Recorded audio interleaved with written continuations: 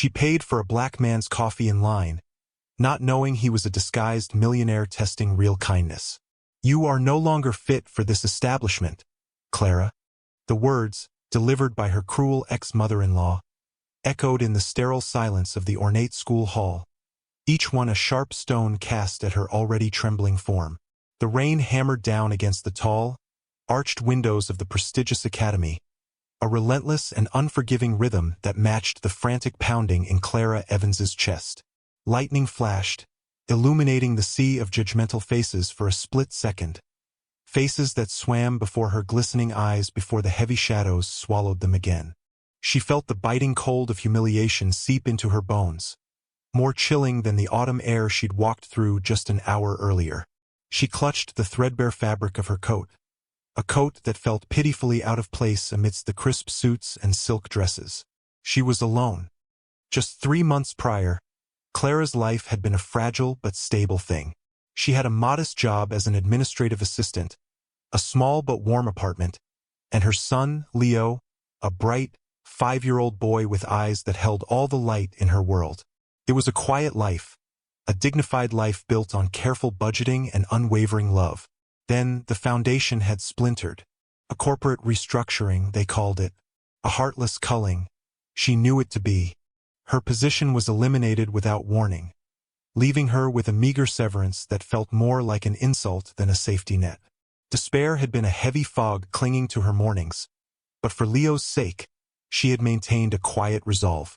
She sold her few pieces of jewelry, took on odd cleaning jobs, and stretched every dollar until it was transparent. Her savings dwindled to almost nothing, a terrifying reality that kept her awake during the long, silent nights, the only sound the soft, steady breathing of her son in the next room. Each day was a battle fought with a brave face and a hollow stomach. Her world had become a landscape of worn textures and muted colors, of pale dawns and flickering lights. One particularly desperate morning, the rain was a sheet of gray misery, soaking the city in its gloom. Leo had a slight cough, and the chill in their apartment was relentless. Clara knew she needed to get him some warm vapor rub, but her wallet contained only a few crumpled bills and a handful of coins, carefully set aside for a loaf of bread and a carton of milk. Yet, the thought of a hot cup of coffee, a small, fleeting warmth to fight back the gnawing cold of her anxiety, was an unbearable temptation. She bundled Leo up, his small hand tucked safely in hers, and they walked to the corner cafe, the wind whipping at her thin coat.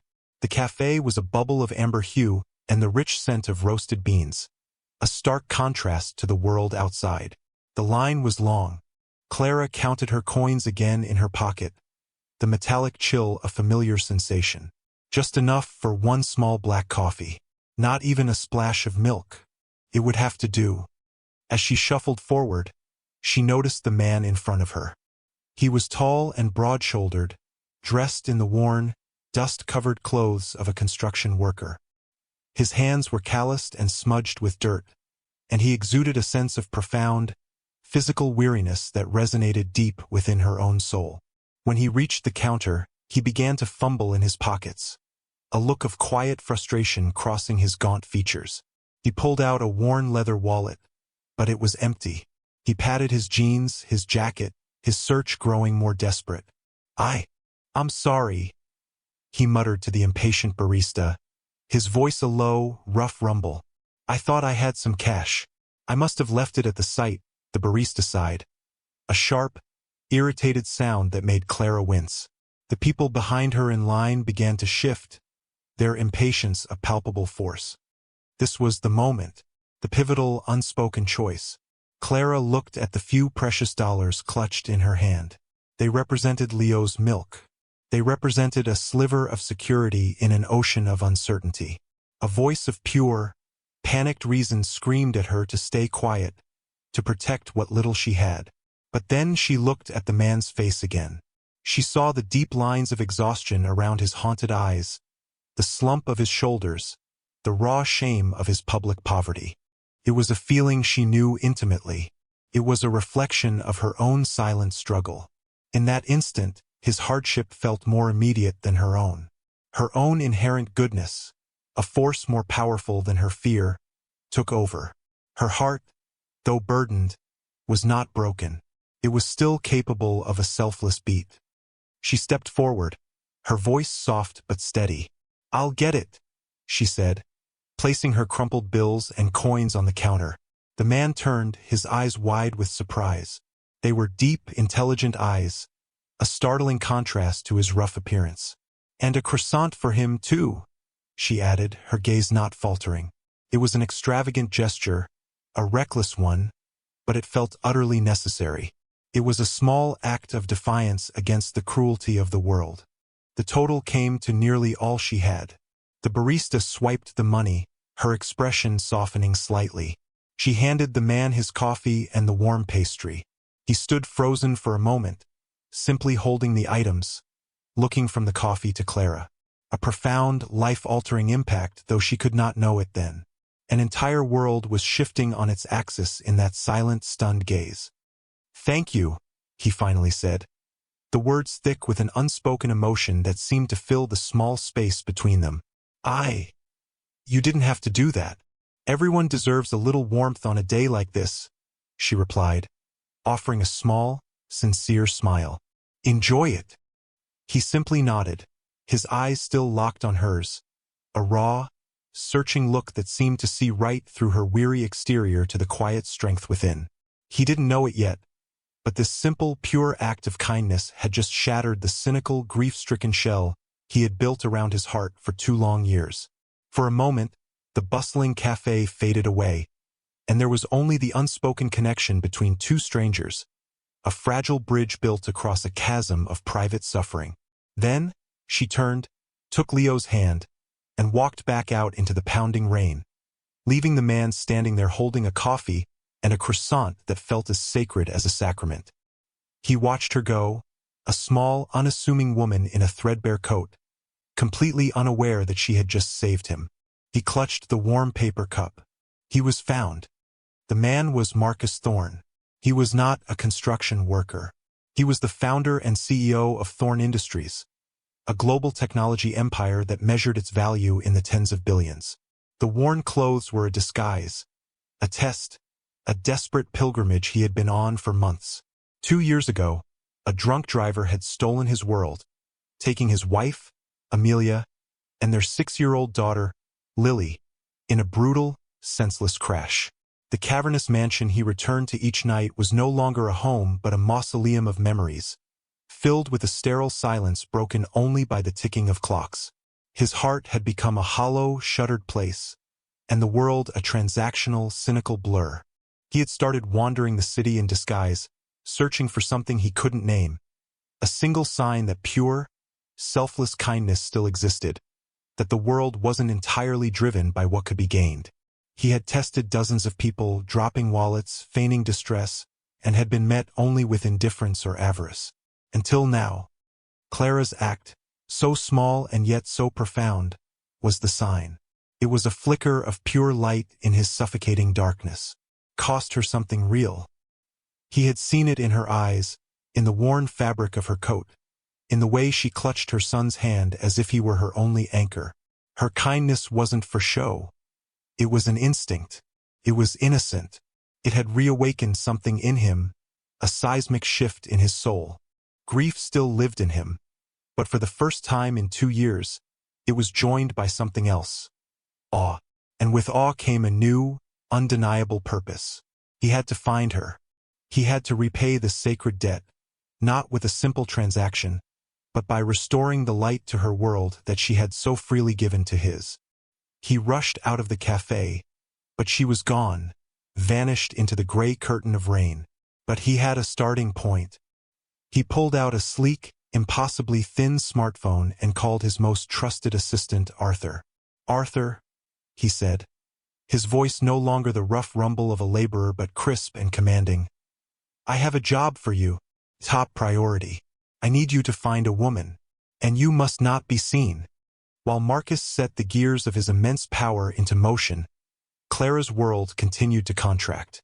The last of her money, spent on that coffee and a stranger's breakfast, was gone. That evening, Leo's cough worsened, blooming into a frightening, wheezing fever. The next day, A stark white envelope was taped to her door.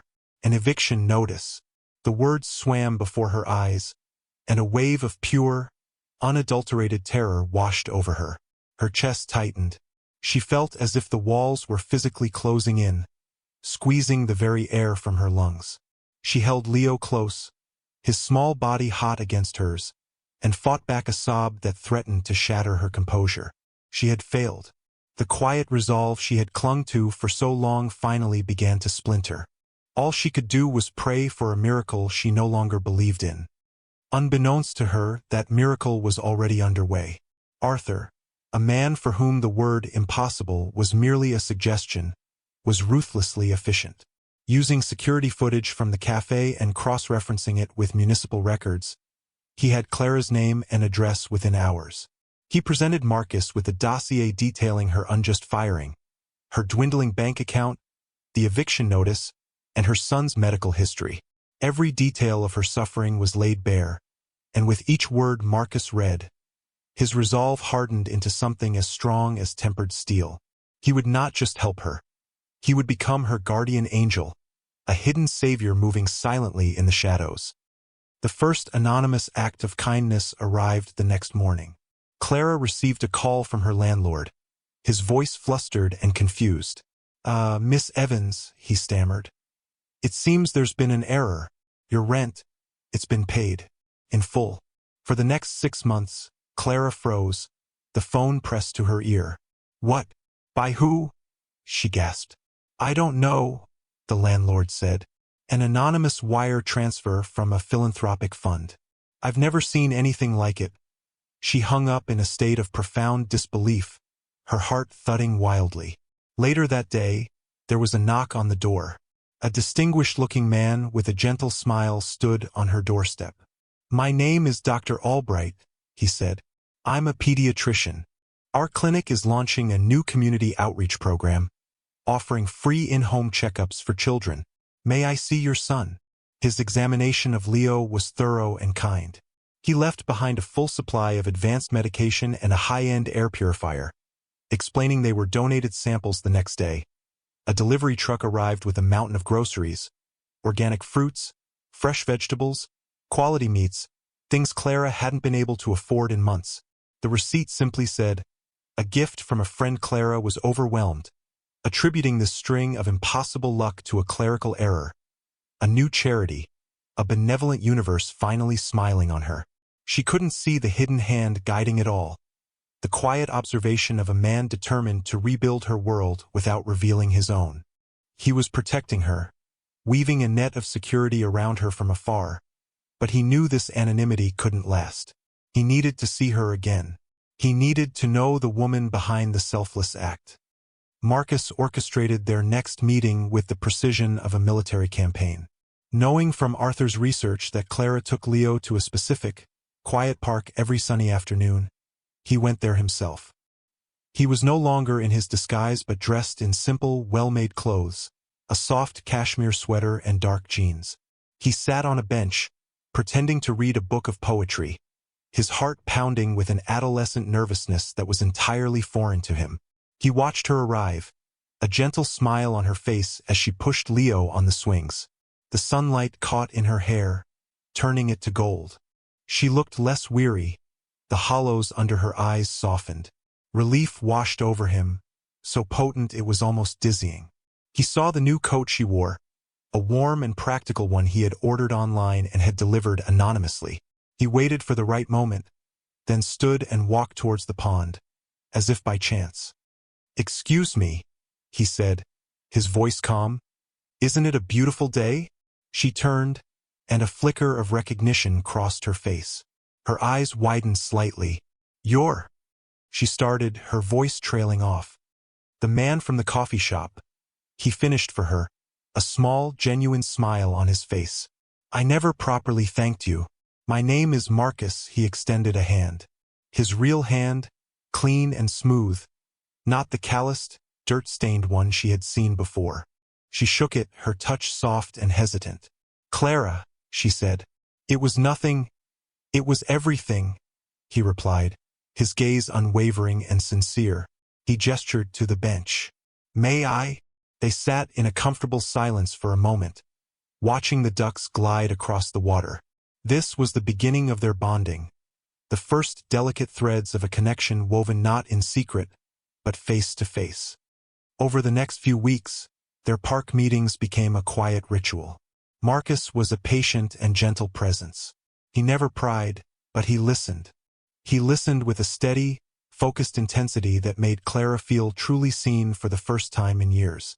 He learned about Leo's love for dinosaurs and Clara's passion for gardening, a hobby she'd had to abandon. She found herself opening up to him, the walls around her heart slowly, carefully, coming down. One afternoon, as the sun began to set, casting a golden glow over the park, the conversation deepened. They found themselves in a quiet, safe space, the world around them hushed. It was time for the confession. "You have a sadness in your eyes?" Clara observed softly, not as an accusation, but as a statement of shared experience. Marcus looked away for a moment, his jaw tight. He then turned back to her, his gaze raw with a vulnerability she hadn't seen before. "I lost my family," he said, the words heavy and brittle. "My wife, Amelia, and my daughter, Lily. It was 2 years ago. A car accident," a sob caught in his throat. But he steadied himself. He told her about them, about Lily's infectious giggle and Amelia's love for painting. Painting a picture of a life so full of light it made the present darkness unbearable. Clara didn't offer empty platitudes or say she understood. Instead, she simply listened, her eyes glistening with unshed tears, her presence an unwavering anchor in his storm of grief. She had created a feeling of being seen when he finished. The silence was thick with unspoken empathy. She reached out and placed a gentle hand on his arm, a simple, tender gesture of comfort that spoke more than words ever could. Then, she reciprocated, sharing her own tragedy. She spoke of her husband, who had left her when Leo was just a baby, of the ensuing loneliness, and of the recent terror of losing her job and facing eviction. She confessed her deepest fear, not being enough for her son. A profound bond was forged between them in that moment, a bond built on the shared rubble of their shattered pasts. They were two broken souls finding solace in each other's presence. As they parted that evening, Clara felt a flicker of hope she hadn't felt in years. She was beginning to fall for this kind, mysterious, and gentle man. She had no idea who he truly was, the sheer scale of the power he wielded.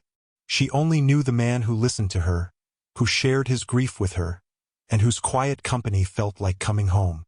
But the world, with its harsh judgments and cruel foils, was not yet finished with her. The final test was yet to come. The climax arrived at the parents' fundraising gala for the now elite private school Leo attended, a scholarship having mysteriously appeared for him shortly after the doctor's visit. Clara had dreaded this event. She felt like an imposter in her simple borrowed dress, a stark contrast to the gleaming jewels and designer gowns that filled the stately, ornate hall. And then she saw her, Mrs. Croft, her ex-mother-in-law, a woman whose heart was a cold, polished stone. Her late husband's mother had always despised her, seeing her as a commoner who had trapped her son. Mrs. Croft, a prominent board member of the school, cornered Clara near the silent auction table, her eyes glinting with malice. The public humiliation began. "Well, well, Clara." Mrs. Croft's voice was a venomous hiss, loud enough for the surrounding parents to turn and listen. "I am simply stunned to see you here. I thought you'd be occupied. At one of your many cleaning jobs, perhaps." The crowd murmured. Clara stood her ground, her face pale but her posture dignified. "I'm here for my son, Eleanor," she said quietly. "Your son?" Mrs. Croft let out a sharp, cruel laugh. "You mean the boy you can barely afford to feed? How did you even manage the tuition here? Did you beg? I must say, your presence lowers the tone of the entire establishment. You are a charity case, a failure who brings shame to the Croft name. You are no longer fit for this establishment, Clara." The words struck Clara like a physical blow. She was visibly overwhelmed, her composure finally cracking. Tears shimmered in her eyes as the circle of onlookers stared, some with pity, most with cold, detached curiosity. She felt utterly exposed, stripped bare and shamed. She was about to turn and flee. Then, a voice cut through the tension, calm but commanding, a voice that silenced the entire room. "On the contrary," it said. "Her presence elevates it." The crowd parted. Marcus Thorne stepped through, his bearing one of effortless power. He was dressed in an impeccable, custom-tailored suit, looking every bit the billionaire he was. He moved to Clara's side, placing a protective hand on the small of her back. The warmth of his touch was a jolt of pure strength. The entire room gasped. They knew who he was. Marcus Thorne, the reclusive titan of industry, was here. Mrs. Croft froze, her face a mask of shocked disbelief. This was the salvation. Marcus's eyes, cold and hard as diamonds, locked onto Mrs. Croft. He began his monologue, his voice resonating with quiet authority. "My name is Marcus Thorne, and for those of you who don't know, my company has just funded the new science and technology wing for this school. I was a guest here tonight, hoping to see a community of grace and compassion." He paused, letting the weight of his words sink in. "Instead, I have witnessed this display of cruelty." He turned his gaze to the crowd. "This woman, Clara Evans, is the finest human being I have ever had the privilege of knowing. You see her as poor," he continued, his voice dropping slightly, becoming more personal, more intense. "I see her as rich in the only currency that matters: kindness, integrity, grace." He then looked directly at Clara, his expression softening into one of profound tenderness. "Some months ago, I was a man lost in grief. I disguised myself as a destitute laborer to see if any goodness was left in this world. And on a cold, rainy morning, this woman, who had almost nothing, used her last few dollars to buy me, a complete stranger, a hot coffee and a pastry, so I wouldn't be embarrassed." A collective gasp echoed through the hall. The power dynamic had not just been reversed, it had been annihilated. "That single, selfless act," Marcus declared, his voice ringing with passion, "did more to heal my shattered soul than all the wealth in the world ever could. She didn't know who I was. She expected nothing. That is the definition of virtue." He turned back to the speechless Mrs. Croft. "You speak of what is fit for this establishment. A woman like you, with a heart full of venom and elitism, is what is unfit. Clara Evans is the standard to which we should all aspire." He then made his final, grand move. "Effective immediately, I am establishing a new philanthropic endeavor, the Evans Foundation for Single Parents, with an initial endowment of $100 million. And Clara Evans will be its director." Total silence. The room was stunned. Mrs. Croft looked as though she had been turned to stone, her public shaming absolute and complete. Marcus turned fully to Clara, whose face was a beautiful mess of tears and disbelief. He gently wiped a tear from her cheek. "I did all of this to find my way back to you, Clara," he whispered, for her ears only. "The rent, the doctor, the scholarship, it was all me. I fell in love with you that morning in the cafe, and I have fallen more in love with you every day since." He leaned in and kissed her, a tender, cathartic kiss that sealed their future and healed their pasts. It was the ultimate resolution, a romantic fulfillment born from the purest act of kindness. Hope had been restored. 1 year later, the biting cold was a distant memory, replaced by the warmth of a sun-drenched afternoon. They were not in the cavernous, haunted mansion Marcus had once inhabited. They lived in a beautiful, stately home, but one filled with light, laughter, and the scent of baking bread. It was a home, not a house. Clara, poised and confident, stood in the sprawling garden, tending to her prize-winning roses while Leo, healthy and vibrant, chased a golden retriever across the impossibly green lawn. She was the respected and beloved head of the Evans Foundation, which had already changed the lives of thousands of struggling parents. She had found her purpose, not just as a mother, but as a force for good in the world, wielding her newfound resources with the same gentle grace she had shown in the coffee shop. Marcus came out to join her, no longer a man haunted by ghosts but one whose eyes shone with a quiet, profound joy. He wrapped his arms around her from behind, resting his chin on her shoulder. The grief for his first family would always be a part of him, a sacred corner of his heart, but Clara and Leo had not replaced them. They had expanded his heart, teaching him it was possible to love again, to live again. They were a family, forged not by blood, but by a shared history of suffering and a single miraculous act of selfless love. Theirs was a happily ever after, earned and deeply cherished, a testament to the undeniable power of a pure heart. They had found their security and their love. This story is a simple fable, a reminder that the true measure of a person's worth is not found in their bank account or their social standing, but in the quiet, unseen moments of compassion.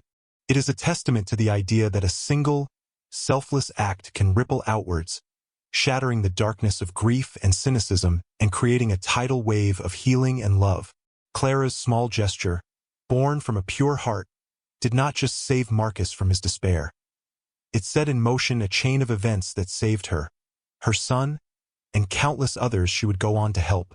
It proves that kindness is the most powerful investment we can ever make, one that always pays dividends of the heart. If this story touched your heart, if you believe in the power of second chances and the beauty of selfless love, please let us know. These tales are more than just entertainment. They are a beacon of hope in a world that can often feel cold and transactional, reminding us of the light that exists within all of us.